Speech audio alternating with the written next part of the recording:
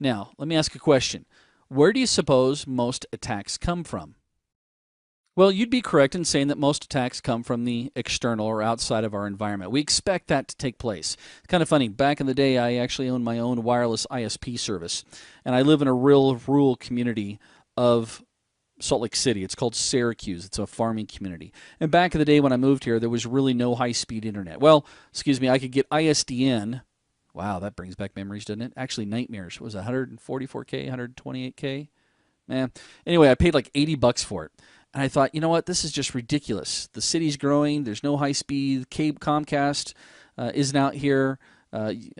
Quest isn't out here. So I decided to become my own wireless ISP. I had a couple T1s dropped into my garage, converted my garage into a server room. I did some co-locating. And when I got involved with this, I actually had one of my customers was actually a good friend of mine. His name is Mark Burnett, and he's a white hat for Microsoft. He's written several books. And he told me, he said, hey, Dale, tell you what, since I'm your neighbor, and you're right, internet up here really is terrible, if you give me free internet service, I'll teach you what I know and help you to protect your network. And I went, sold. Didn't take me very long. And as we were talked about this, he said, Dale, are you sure you really want to do this? And I said, what do you mean by that, Mark? Of course I want to do this. I want to make some money. And he goes, you have no idea what's coming at you. And I go, Mark, we're in Syracuse, Utah. And he said, Dale, it doesn't matter. You are not in Syracuse, Utah, according to the internet. You are a number. And this is a really interesting concept to understand because a lot of people will say, you know, I really don't care if a hacker gets my system. They can steal all my money because I don't have any money. Well, technically, I may not be after your money.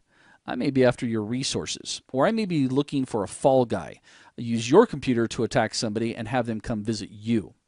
Now, other places that attacks come from include foreign countries. We hear this in the news almost daily.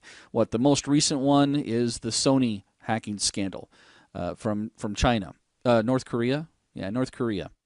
Now, I'm not about to sit here and tell you that the United States is innocent because the United States is, even though we are a big target, and you saw that in the first video, we're getting DDoSs all the time. But trust me, we do the same thing. Let's see. I happen to remember an article is really weird. Back when the first Desert Storm took place, the night it launched, all the defense systems went down in Iraq. So just know that that may be another source of your attacks. Another one that a lot of people don't think about is internal. It's almost like retail theft. A majority of your attacks will come from internal sources. In fact, just recently here in 2015, Morgan Stanley, and for those of you guys who don't know who those guys are, they're one of the world's largest financial service firms. But they announced that customer information was breached.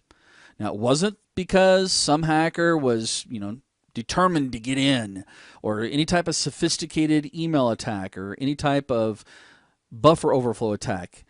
Instead, it was an employee who stole data from more than 350,000 customer accounts. So don't exclude internal.